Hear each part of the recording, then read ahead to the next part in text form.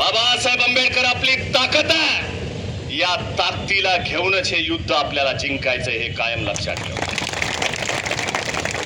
हे वर्गीकरण नावाचं जे युद्ध आहे हे आपल्याला जिंकायचं आहे आणि हे जिंकण्यासाठीच हा लढा आहे. 4 राज्यामध्ये, बरोबर आहे का? किती राज्यात लागू झाले?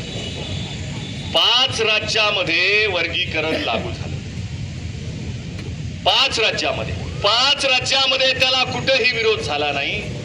पण ज्या छत्रपती शाहू महाराजांनी आरक्षणाची संकल्पना या देशाला दिली, या देशाला ज्यांनी आरक्षण शिकवलं, त्या छत्रपती शाहू महाराजांच्या महाराष्ट्रात मात्र आरक्षणाला विरोध व्हायला लागला, वर्गीकरणाला विरोध व्हायला लागला.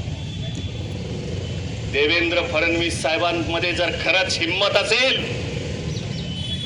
देवेंद्र फडणवीस साहेबांमध्ये जर खरंच हिम्मत असेल, त्यांचे कार्यकर्ते असतील, कुणी असेल, तुमच्यात खरंच हिम्मत असेल तर इथं बसलेल्या सर्वांच्या साक्षीनं सांगतो, 26 जूनला छत्रपती शाहू महाराजांची जयंती आहे.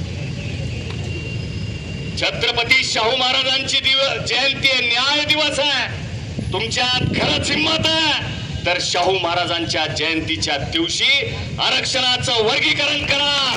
तुमच्या फोटोला दुधाने राज्याभिषेक घालू, आम्ही अभिषेक घालू इथं बसलेले सगळे. आम्ही जर तुमचे वैचारिक विरोधक असलो तरी म्हणतोय की तुमच्याच संस्कृतीमधला दुग्धाभिषेक आम्ही तुमच्या फोटोला या ठिकाणी वैचारिक विरोधक जरी असलो तरी घालू. तुम्हाला न्याय द्यायचा आहे का भांडणं लावायची?